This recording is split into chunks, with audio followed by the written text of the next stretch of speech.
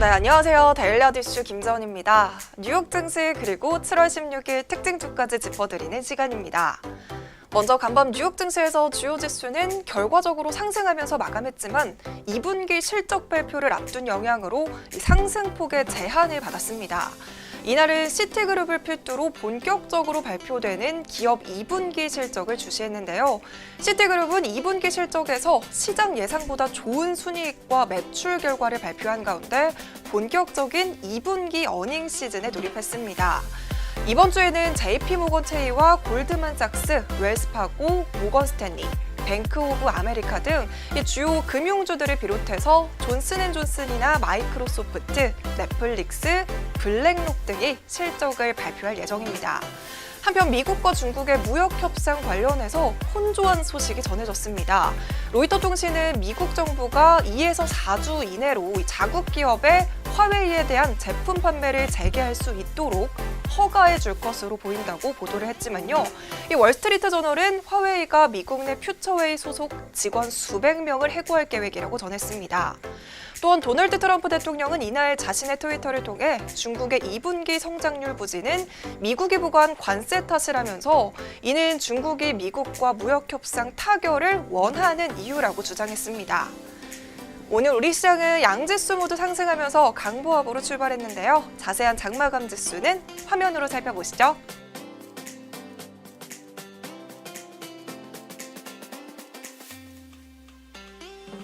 네, 그럼 7월 16일 데일리 이슈 오늘의 키워드입니다.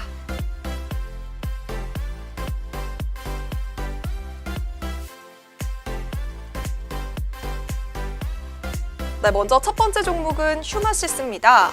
국내에서 댕기열 모기가 발생했다는 소식으로 이 댕기열 진단키트 개발에 성공해서 식약처로부터 승인을 받은 바 있는 휴마시스의 주가가 상승세를 보였습니다.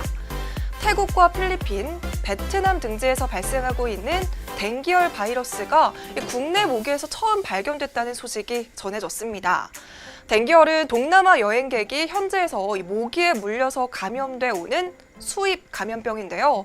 그런데 병이 아니라 댕기 모기가 직접 발견됨으로써 국내 발생 가능성과 토착 감염병이 될 우려가 제기되고 있습니다.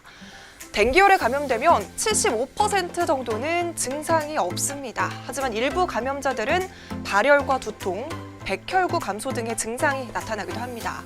일반적으로는 치료를 통해서 대부분 완치가 되고요. 사망률은 1% 수준입니다. 하지만 중증 댕기열로 진행이 되고 이때 적절한 치료를 받지 못하는 경우에는 사망에 이를 수 있습니다. 이번에 댕기 모기가 발견된 지역은 인천 영종도 을왕산인데요. 질병관리본부 관계자는 태국에서 반점 날개짓 모기가 비행기 화물칸을 타고 왔다가 을왕산까지 날아온 것으로 추정한다고 밝혔습니다. 지난 5월 휴마시스는 댕기 NS1 항원 테스트라는 진단 키트를 식약처 허가를 받았다고 밝힌 바 있었는데요. 이 키트는 이미 동남아 등 여러 국가에서 허가를 받고 판매가 되고 있습니다. 네, 두 번째 종목은 JW 홀딩스입니다. JW 홀딩스가 췌장암을 조기에 진단할 수 있는 다중 바이오마커 진단 키트의 원천 기술에 대해 유럽에서 특허를 등록했다는 소식에 강세를 보였습니다.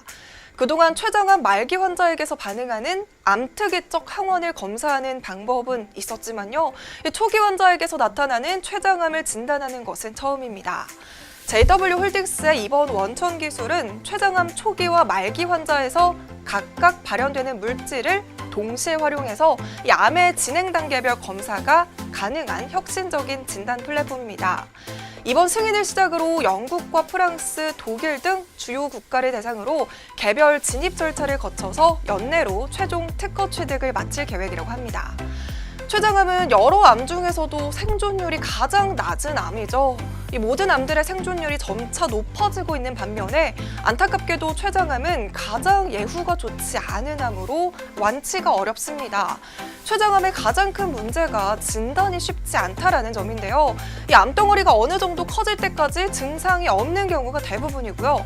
증상이 있을 때는 이미 인근 장기로 암세포가 퍼져 있어서 수술이 불가능한 경우가 많기 때문에 평소에 많은 관심을 가지고 지켜봐야 합니다. 현재까지는 췌장암에 대한 조기 진단 마커가 없기 때문에 2020년에는 췌장암이 암 환자의 사망 원인 2위로 올라설 것으로 보고 있고요.